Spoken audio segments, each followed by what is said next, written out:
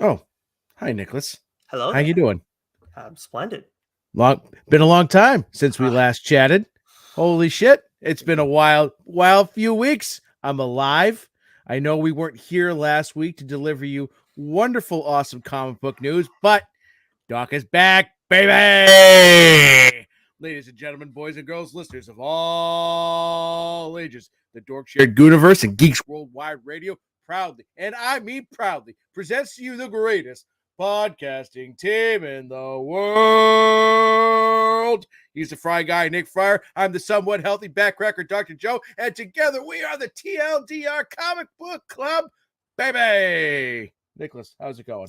I am splendid, but I'll tell you, I will apologize to everybody for Joe's mic kind of going in and out there. That never, Oh, yeah, it just fuck. happened there. It's okay, never happens on air, and God damn it. but it's better to happen now, where I can tell you right away, so you can adjust accordingly. But yes, Joe is back. He is alive. He did miss out on all the Bluey talk with Matt Groom. I have since been reprimanded heavily for botching that last portion of the interview. That was, I'll tell you what, when he's like Bluey's Australian, I'm like 99% sure that he is, but like of course that 1% it feels so powerful. So it's just like fuck. But yes, so I had a great time with Matt Groom, and like we always tell you guys, subscribe to the audio channel. Like have fun watching us live. Absolutely, subscribe to our YouTube channel. It's huge. Follow us on Twitter. Absolutely. But you have to subscribe to both, because on the audio channel, that is the only place you're going to find Fireside Chats. And we said it in our this week's Fireside Chat will be coming out later in the week, Joe. Somehow we just managed to stumble upon a massive verse marathon. Started with Ryan Parrott, of course, a lot of Power Rangers, TMNT talk in there as well.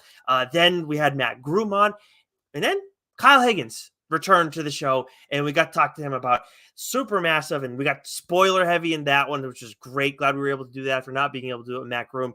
We talked about the Catalyst War that's coming up. Apparently not enough, though, because Kyle decided to grill the two of us on the amount of questions we asked that. But we got a little bit into some career stuff with him that was really cool. And then, of course, you guys know I've been dying to talk about No One. Well, I got screwed because now I can't do mainline No One because Joe had to talk about it. I had to read it before the interview. And I mean, what did you think? Fuck you. You want to talk about somebody getting grilled? My goodness, you got freaking grilled by Kyle about No One. I did, but it wasn't my fault because I didn't have time to listen to 3 hours worth of podcasting and read the books on extremely short notice. While you're dying. Coming off, yeah, while dying. But I will say this: I do plan on going back and rereading the first three issues and reading the first issue, listening to the first podcast. So doing it in that order because I've just read the issues, and be that as it may, without even listening to the podcast, I can tell you that come the end of December, the start of January, when we have our our third annual, Nicholas, Jesus Christ. So yeah.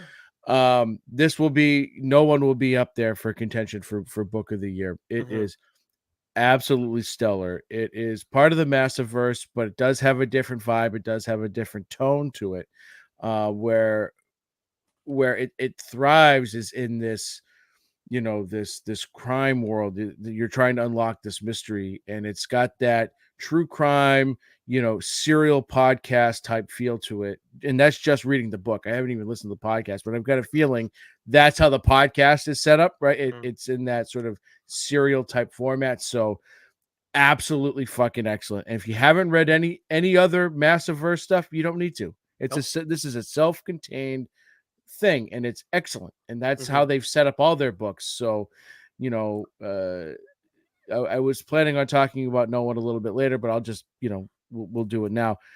It is fucking excellent. It is one of the best books I've read so far in 2023.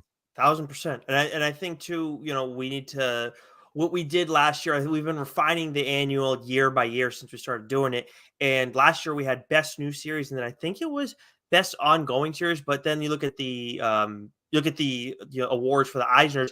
Maybe we need to change to best new and best continuing, because this could win both. Like the way I feel about it right now through the first 3 issues, like this feels like the best comic of the year and also the best new. And I don't like the idea of necessarily doubling up, even though sometimes it would make sense. But Well, not you wouldn't give it best continuing because it started this year. It would be that's up what I for mean. best continuing if we're into 2024 But and it's that's why we still don't going do. strong. That's why I say we do best new series and best. We don't do best continuing. We don't want to have best ongoing because it would be an ongoing title by the time the end of the year comes around. True. Yeah. Yeah. Yeah. Yeah. Yeah. That's what I Yeah. mean. Yeah. But now you understand why I'm like I was losing my shit over the first 3 issues. Yeah. It's just really fucking good. That's all I can say. I don't want to say anything about, because we don't want to spoil it. And unfortunately it won't be one that we can talk about on the show. But when it does come, annual time, we can really dive into it then if it does end up, winning, one of those awards. But like I said, this is one you want to seek out. It's only 3 issues in so far. Chances are you can either get your local comic book shop to order it. They might have some back copies for you to pick up. You can always grab it digitally if you need to catch up, but throw it on your pull list, get cracking. It's tremendous. Yeah, you will not be disappointed at all. No. It's been so good. In the podcast too. I can't wait for you to hear about it, Joe. Like you'll get it. Like I really really like the comic. The podcast elevates the comic to another level. It's just mind blowing, and I'm Yeah. obsessed with it. I honestly am. I don't say that. I don't think I ever say that about a series as much as there's so many that we enjoy. But yeah, so Kyle Higgins, you guys are going to hear that a little bit later on the week. Again, you can only hear that on our audio channels. Make sure you subscribe, leave a rating and review to it. It helps the show out immensely. If you're listening on Apple Podcasts, 5 stars in the review would be really helpful. If you're listening elsewhere, whatever the highest rating that you can give us helps out a ton. Don't do anything lower than a perfect score, otherwise you're going to learn the real meaning of backcracker. But Joe, we got one other thing before we get into catching up, and of course, there's quite a few things to catch up on because we didn't convene for what's new last week. Again, another reason why you always want to subscribe to the audio channels because you would have gotten that there. Eisner nominees came out recently, and we got a lot of familiar names getting mentioned in there. Definitely some friends of the shows getting some love. Maybe future friends of the show getting some love. What were some of the standouts for you? So yeah, I highlighted, categories that, we've either had guests on the show that are up for nomination or books that we've talked about. And so just a couple here that we want to highlight, like best single issue / one shot. We've got, Batman One Bad Day, Riddler, written by Tom King.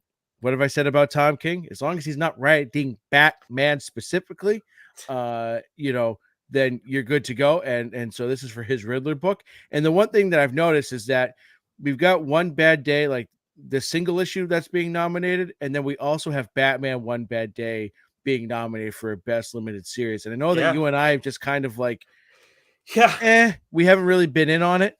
Mm-hmm. This might be something that we want to go back and read these and revisit this because it's getting a little bit of love here, and when it's up for more than one nomination, then like, okay, maybe there's something to that series that we just either snobbily or just tiresomely just overlooked because we were Batmaned out or whatever. But the other best single issue one shot was Moon Knight, Black, White, and Blood, issue 3.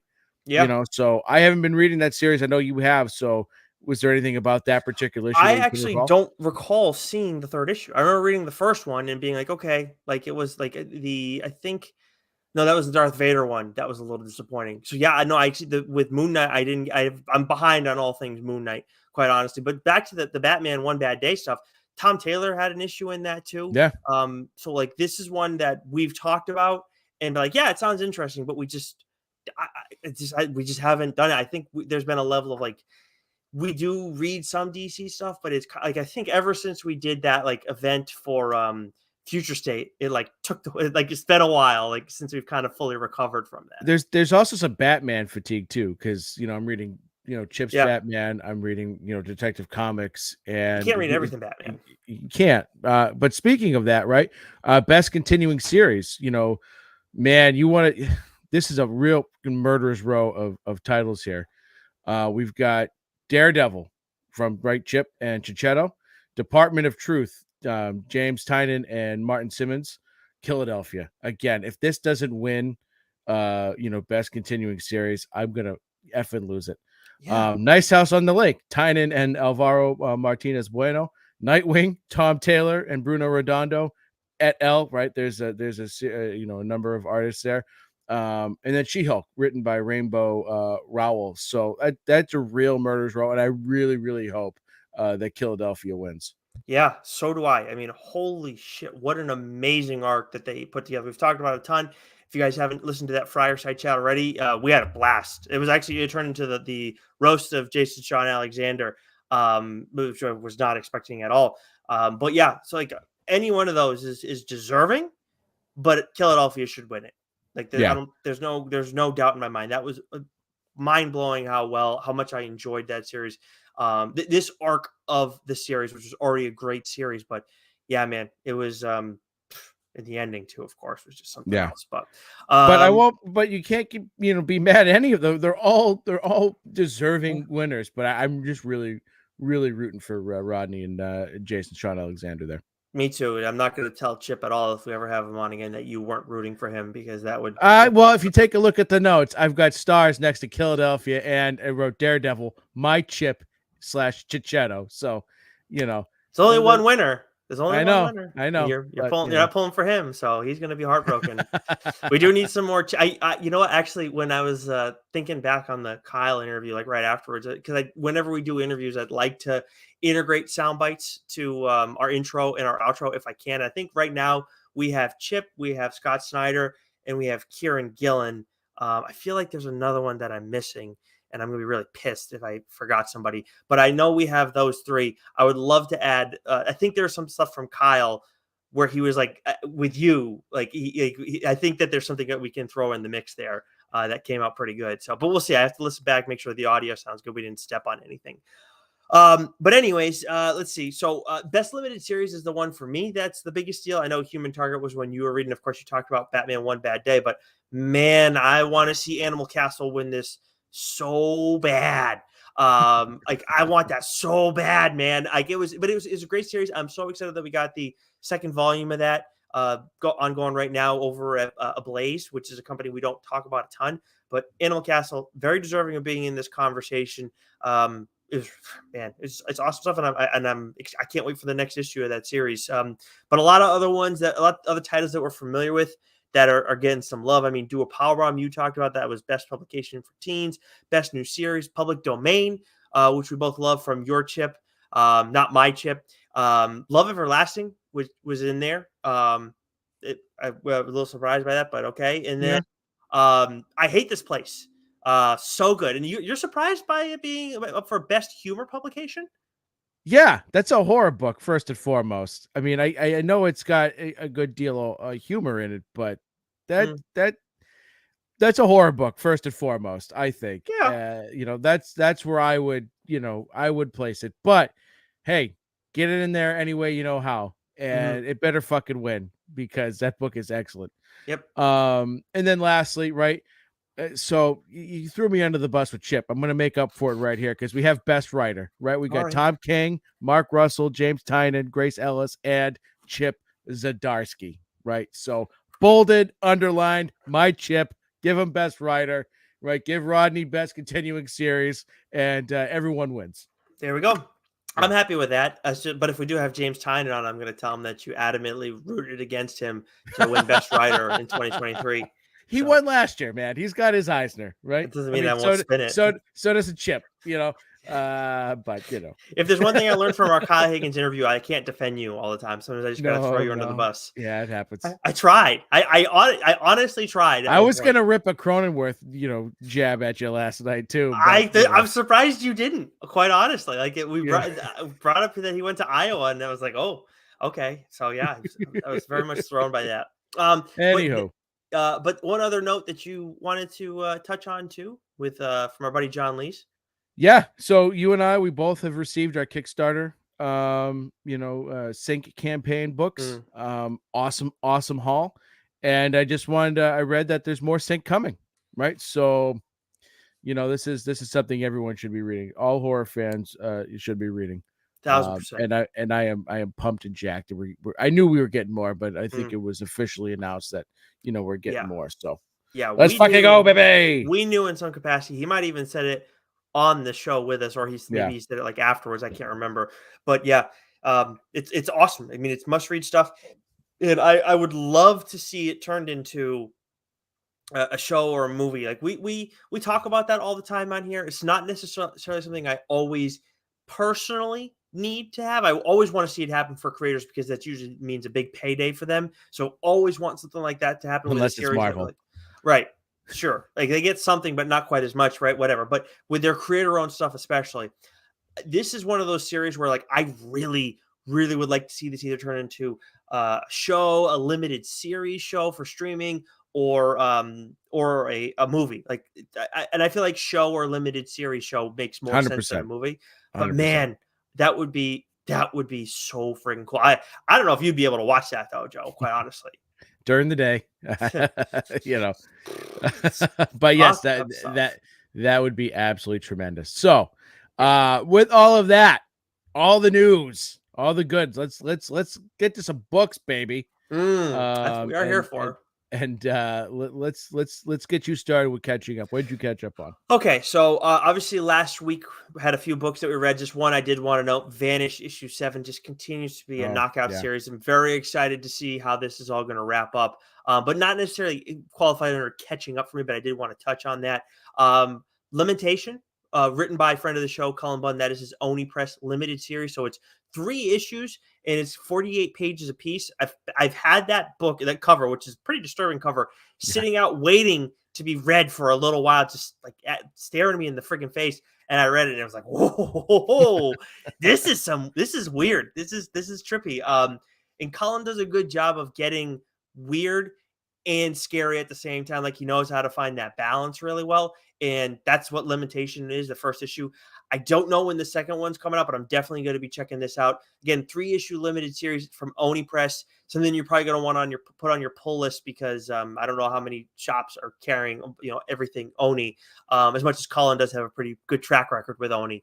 Avengers issue 1, that was by Jed McKay. I had picked this up for the cover because Lauren's a big Scarlet Witch fan, and I think it was the Oh, yeah. Kale Nagu variant cover. Really cool. And you know what? Honestly, a solid first issue. It's an interesting roster. You got Scarlet Witch, Vision, Sam Wilson, Captain America, Captain Marvel, and Thor, and Iron Man.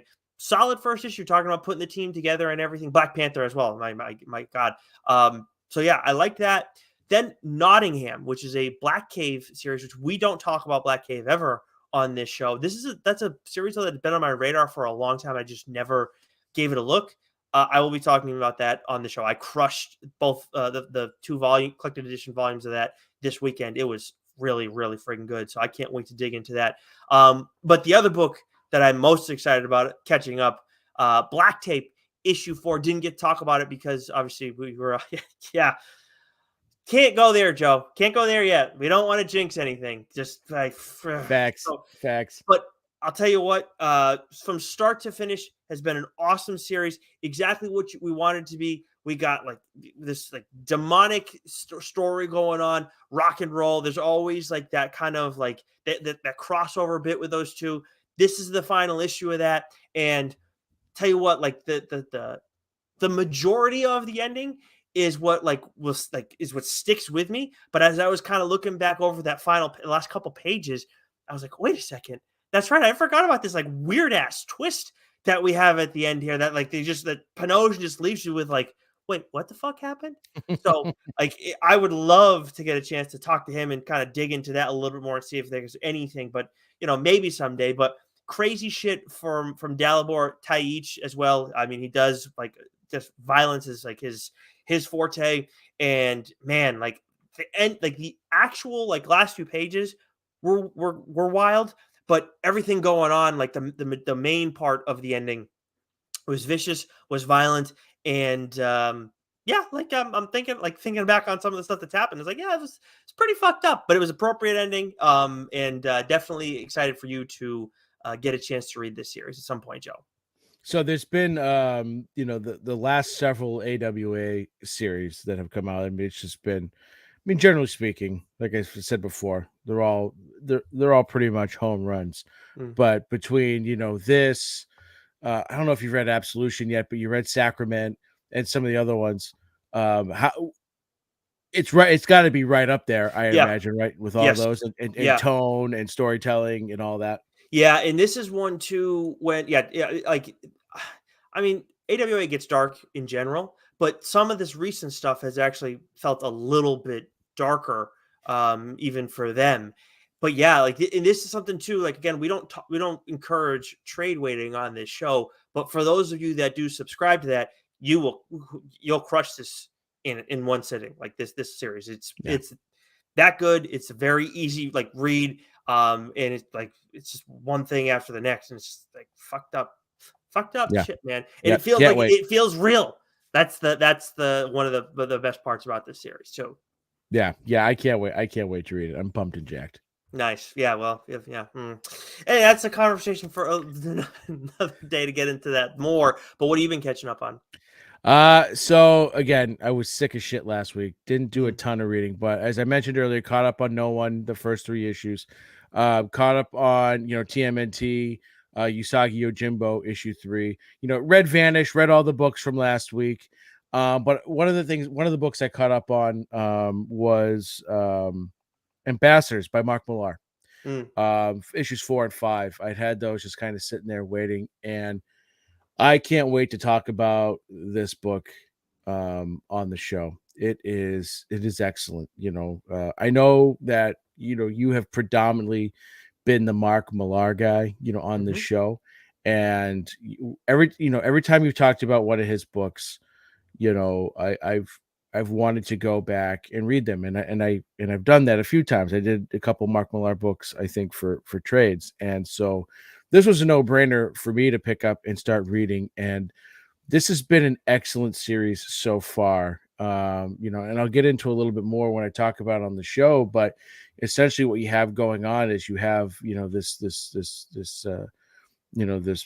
this superhero is trying to assemble, a superhero team, trying to pick the best of the best, right? And it's not just taking ordinary people and turning them into superheroes, giving them, letting them sort of choose their superpowers, but the process of how they decide who is gonna, be, given these powers. And what's cool about it is that there's a different superhero from a different country, a different region of the world to represent that. So mm, it's a real diverse group. And sort of each issue focuses on, whether it's Brazil, this issue, or it's France or Australia or whatever region of the world. That issue sort of focuses on that, and that you get a little bit of that character's background, sort of why they're chosen, sort of what their purpose is, and why they're doing it. But all the while, you sort of have this other group that's trying to undermine and take over, right? And so there's just a really, really good story there, and the build up so far, especially the last two issues, has been absolutely fantastic. So Mark Millar, I mean, you don't need me to tell you that he is an excellent writer. mm. But this book is it's the character development, the layers to it, the storytelling, everything about it. It's just, this is another book that's going to be talked about at the end of the year, I think. Yeah. It's that good. So I've been enjoying the hell out of that. It's been a great series so far. I'll tell you what, man. Mark Millar's properties are about to go fucking nuts too. I mean, that's Yeah. out there that he's doing like a cross like universe thing, and I can't wait for it. And I know he has the Netflix deal, but honest to God, like can like I know Netflix is in like a weird state of flux and everything, but you gotta like he's got a lot of freaking interesting stories. Can we get some of that shit going, please? Like Yeah. I would like to see some of these things. Like I just want to spend more time I with some mean, of they his paid characters. hundreds of millions of dollars. He made a fucking killing. Oh, is that I didn't know it was that much, but yeah, I mean I, either way, it's just like he made well, yeah, I could have the number off, but I thought it it was was. very significant. Yeah, it was definitely But significant. There's no doubt about but I that. but like, yeah. So get cracking. You paid for it. Do something with it. Please, Right. yeah, Because you need to make up for fucking Jupiter's legacy.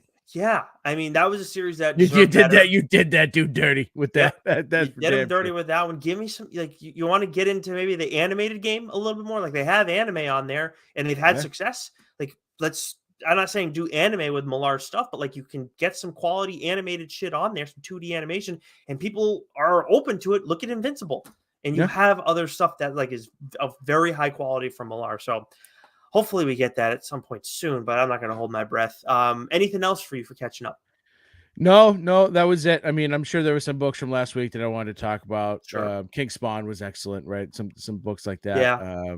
But those were the books I wanted to highlight. And then so we'll jump right into what's new. And I gotta tell you, outside of Marvel, it was a really, really light week. Yes. Yes, it For was. books, and I think that's probably got to do with the holiday weekend and everything. 100%.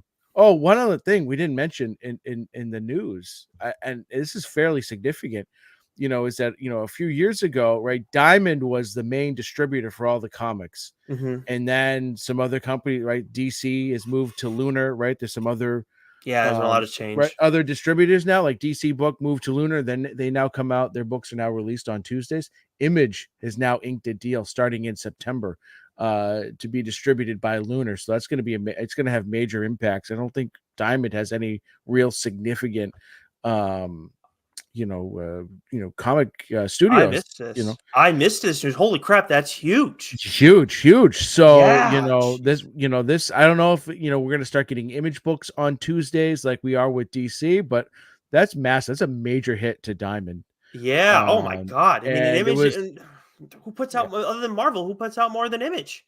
yeah, And right. DC's the only other one. It's like like you have two of the big wow, that's huge for Right. Because wow. Marvel's got its own thing, right? DC's with Lunar, now Image is with Lunar. So it was a significant announcement that was made late last week. So we'll see what impact that has, and like traditionally Wednesday's New Comic Book Day, but DC's been doing Tuesdays now for the past year and a half, and I wonder if that is what Image will do as well, or if they'll stick with Wednesdays. But I remember like there was a point in time where Diamond was getting real sloppy, and books were getting not coming out on time Mm, and damaged. And then when Lunar started doing things, there was some hiccups there, but I feel like over the past 6 months, or maybe even close to a year now at this point, shit's been real smooth, right? So huge yeah. news, huge Yeah. news. Well, I feel like there's been issues with I feel like I remember hearing issues about diamonds like pre-pandemic, like, and then there was the shift, and that was still like that was a like people as much as diamond was a problem, like when the shift started happening with Marvel, that was a problem.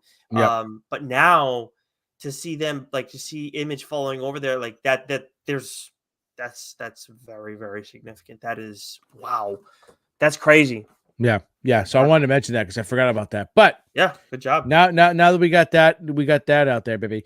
What's new? So from Marvel this week, 5/31, last day of May.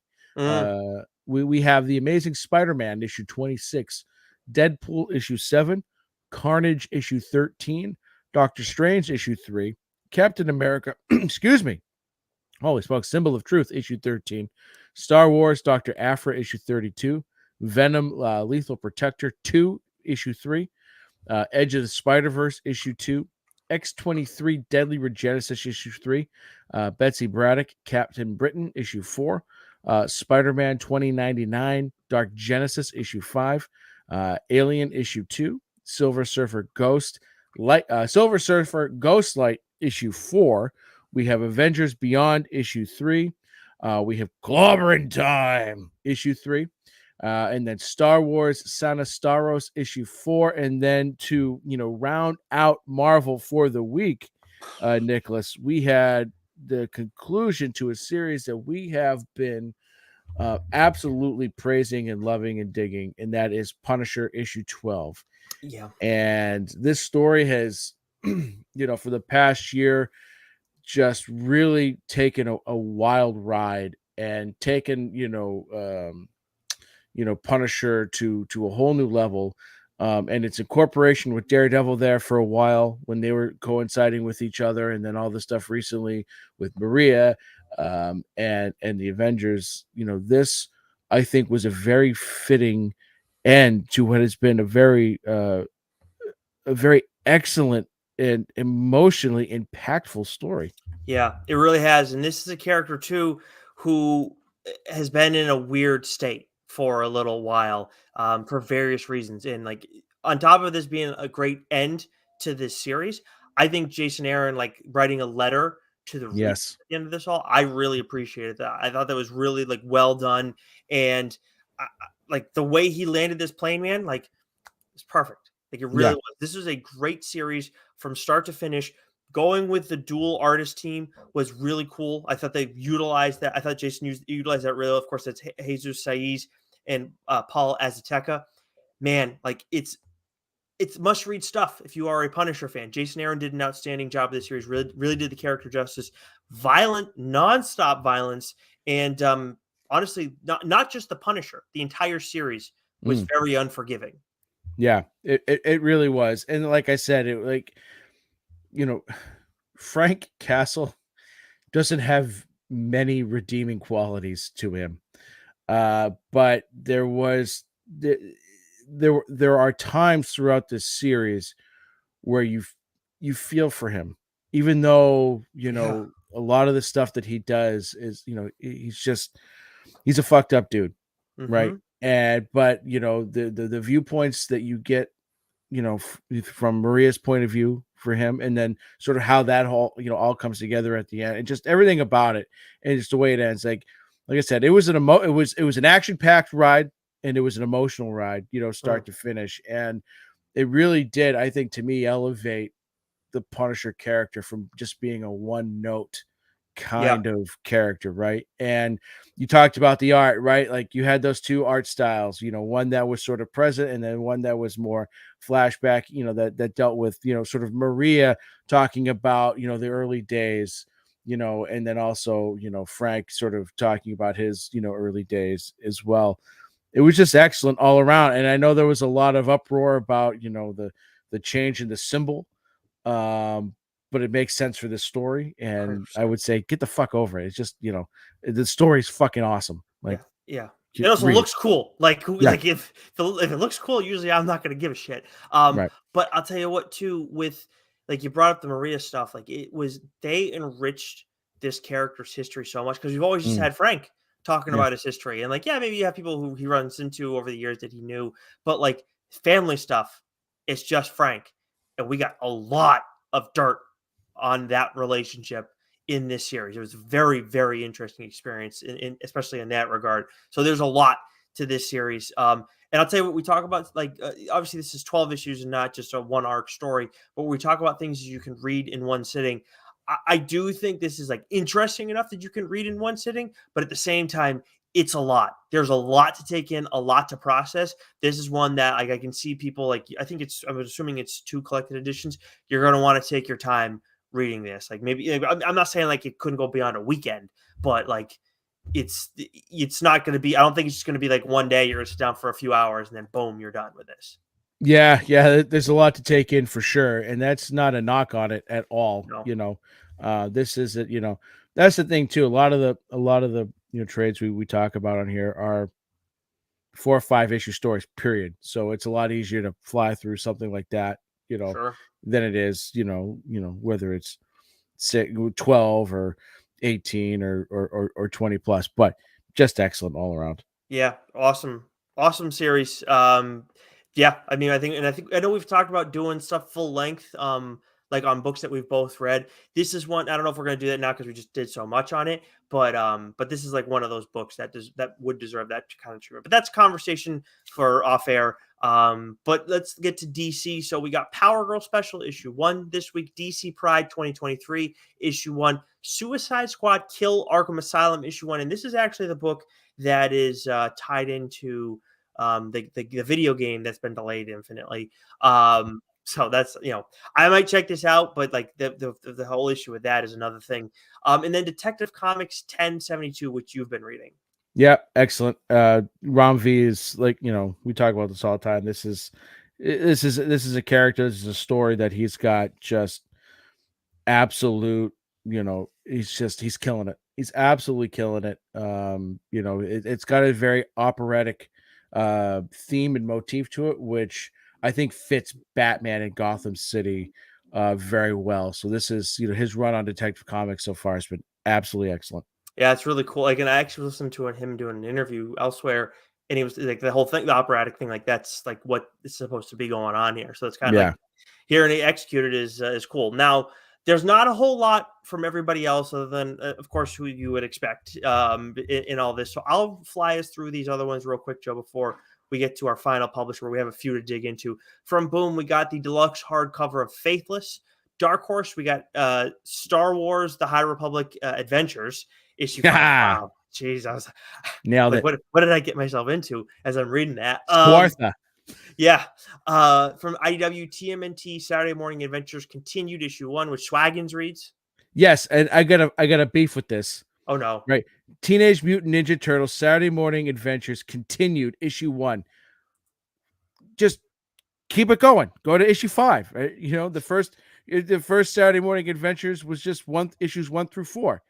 And it wasn't that long between. Just make it issue 5. Just why is it going to be continued issue 1? What the fuck? I don't know. I don't understand any of that kind of stuff. Dumb.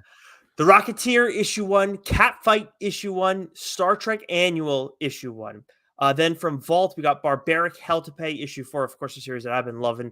Door to Door, Night by Night issue 6, which you are going to talk about at some point because you called dibs on that. That is another Cullen Bunn series. From Dynamite, we got Gargoyles issue 6. Frank Miller presents Ancient Enemies issue 4. And then, Joe, we come to Image, where we've got quite a few, but this is definitely a light week in terms of Image, in terms of volume. We got Torrent issue 4, Savage Strength of Starstorm issue 1, which lighter week. It's an issue 1 from Image. I figure I'll give it a shot. I think it's the same writer and artist for the series. I'm not going to be back for the second issue. We'll just leave it at that. But we got a couple other ones that we want to dig into. Where do you want to start from Image? Let's start with World Tree, issue 2. This is cool. James Tynion. I talked about the first issue when it came out a month ago, and that issue was fucked up. This issue was even more fucked up. Really? Holy smokes. This is, you got Something Is Killing the Children. You got Nice House on the Lake. Mm-hmm. You've got Department of Truth, right? You've got, the various houses. Like James Tynion, and also his Sandman book, right? James Tynion is very capable of writing really good horror, suspense, action, type books. He's an excellent writer. And so he's able to really he just tells a really good story. The story that he's telling in World Tree is, I think, some of his darkest yet. Now, the thing with Sandman was mostly the art, right? Yes. The art really freaked me the fuck out. We actually saw a collected, it may have been the first volume. We saw the collected edition, Lauren and I think at a Barnes and Noble, and she saw it and it was like, woo. And I was like, yeah, that's one of the series Joe had to stop reading because it fucking scared the shit out of him. Yeah. And so this, the art's really good. There's some dark imagery, but it's the writing that is terrifying in this, and the story that's being told. It's sort of like James Tynion sort of popped the restrictor plate, off his writing ability, and it's just going for it. That's crazy. And I love it. I love it. This is excellent. I can't wait to talk about it on the show and get into it in a little bit more depth. But the savage nature of one of the characters, and just the premise of is it The Ring, right, where the people watch the movie and then they sort of get compelled to commit murder, or was something like that. Something like that. Or I don't watch horror movies, right? But I think it was The Ring, right? So yeah, it's The Ring. Well, it has that. No, The Ring is where you watch the video and then the girl comes out of it and then kills you, I think. Well, that's why I remember that part of it. Well, the premise of this is that it's sort of like more dark web shit, sort of like we talk about dark web a lot with Trojan, but the character, it's like they click on a link or they watch something on the internet, and all of a sudden it's like complete mind control. One of the characters, I think in the first issue, just went up and down his street and killed 20 different people. right? Jeez. Right. It's fucking wild, man. And so just the second issue was an absolute home run, which is saying something because the first issue was an absolute home run. So this is, like I said, it's like Tyler just said, fuck it, I'm going for it. And it's just boom, full, high octane. And the art, the art, I can't remember who the artist is off the top of my head, but really complements it. But this is a case where it's the storytelling and the writing, that is really like, oh man. Yeah. Fernando Hold on. Blanco Yes, thank you. and Jordi Belair on colors. But Yeah. dude, there's in general, like you obviously you get dibs on Tynan. I understand that. I respect it. It's cool. Like he's one of your guys. And doesn't mean I don't love his work, but I'll tell you what, this series right now, like haven't heard him talk about it a little bit too. This may be more than any where I feel like, man, I am really missing out on getting a chance to read this as it's ongoing. I don't get FOMO all the time, especially with comics, but I'm getting it a little bit with World Tree. That's how I feel. I've been feeling with Black Tape. Mm. But man, this is I can't wait. This is as soon as I can, I'll be talking about this one. Yeah, that totally makes sense. Well, all right. So the book that I'm reading from Image, we have a couple others we want to talk about, but the one that I'm reading that you are not, that came out this week, was Deep Cuts issue 2, from friend of the show Kyle Higgins. We didn't touch on it with him when we had him back on, but I read the first issue of Deep Cuts and I was like, okay, this is solid, and but it's different, and it's more about jazz, which is not something necessarily I am passionate about, but I wanted to give it a look, didn't know what was going on. And it's all these it's a collection of one shots, but all paying respect to jazz. And I read it, and then I read this first one. And I was like, well, it's a light week. I'll give the second one a look. We have the review copies and everything. And I'm really glad that I did, because I read the second one and I was like, I liked the first one. This is even better though, the second one. And this is but it's like sad, man. Like the ending is like you're going through this whole experience and it's like sad, but it feels very real. It's in the 20s. But then you get to the end and like the way things kind of transpire, and it's just like it like comes at you really fast the way Kyle wraps things up, but it makes total sense. And it's like, well, fuck. Like that was really depressing, but it's what it's supposed to be. And it's like, it's what jazz is in a nutshell. So like this issue, like I will be back for the third one because of this issue. And I don't know that I necessarily expected that going in, but yeah, this is the second issue of Deep Cuts and again, you only need to pick up this issue if you want to read it. Like you don't need to pick up the other ones, but it was and for all the other stuff that we're reading, like I do read plenty of dark stuff. Lord knows I could probably read less. But I this is a different type of dark, and it also the pacing of it and just like the premise of it, it's very different from everything else that we're kind of reading. So that was also like a palate cleansing kind of experience too. So I did enjoy that as well. So Deep Cuts issue 2, man, it's and it's Joe Clark, Helena Masalais, Igor Monti, and obviously one of the better letterers in the game right now, Hassan Otsman Alau, who we've talked about quite a bit recently. So impressive stuff over there from Higgins. But we got two other Image books, one that you're reading, one that we're both reading. Where do you want to go? So let me do Local Man real cool. quick. And then we'll end up we'll finish with Sean Lewis and Scorched. So I mentioned this when we talked with Kyle, because we were talking sort of about crime books, and I've mentioned Local Man on here before, written by Tim Seeley and Tony Fleeks. Man, this is again 2023 so far. We're just May. We're not even halfway through the year yet. And this is the third book now that I've mentioned today about possible book of the year, right? There's been some really, really strong books that have come out, this year. Trojan being another one, from AWA that could possibly, definitely, be considered for that list. But this is it's a story about a superhero that he's been kicked out of the league that he was a part of. You don't know exactly why. We start to get a little bit more of that, background with the latest issue, with issue 4. But he's back home in a town where everyone hates him, even his parents. Cross Jack, no one fucking likes you, right? And he's been told by the superhero authority that he's not allowed to do any superhero stuff.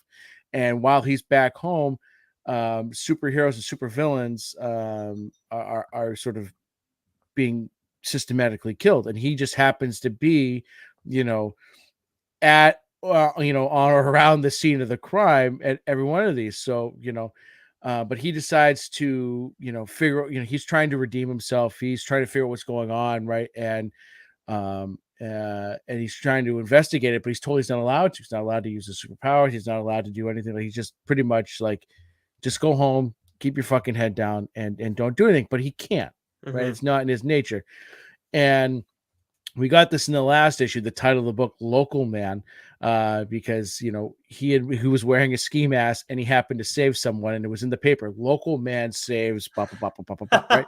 which I thought was really cool, right? And so this issue this is this issue in particular really gets into the meat of things. Now we're starting to get a lot more of what's going on, who the players are, because again, it's another sort of mystery. You're trying to figure out who is behind these rash of supervillain killings. And this issue was excellent. Really been digging Tim Seeley's writing as of late, and we know that I love Tony Flicks because he did Stray Dogs, right? And so it's just a really great team. The art's fantastic. Again, another book I'm going to talk about, on the show here, but I've really, really been enjoying this. And again, it's another fucking banger. Yeah, it's real. It's like, this is another one where you're seeing a lot of buzz about this one that I'm like, God damn it, man. Like, we really put ourselves in a fucking box with the format on this show. Like, we really did. It just kills me because like those are like Local Man and World Tree are books that's like I really want to give those a look. It's but that's the way it goes. I guess it's probably better because that leaves me wanting more with those series. But a series, of course, that you'd never make me stop reading Spawn. No matter, this show could not make me reading Spawn. We got The Scorched issue 18 out this week, and I feel like actually when it comes to The Scorched specifically, maybe that and Gunslinger we don't get to talk about quite as much, even though we were reading those week to week. I know there's some definitely some Gunslinger stuff I've talked about a little bit, some design choices that they've made that have been really cool. But King Spawn is the one that always gets all the love from us, rightfully so. It is it's look, their stories. It's not about what's best, but that is our favorite series. And I think in a lot of ways, it's just it is the most epic storytelling of the bunch. They all have their own purpose, but with this, obviously, a team book and everything, and it's been very cool. Sean Lewis, of course, friend of the show, have talked about it with him quite a bit. Steven Segovia is the artist, and then the colorist is Ulysses Areola.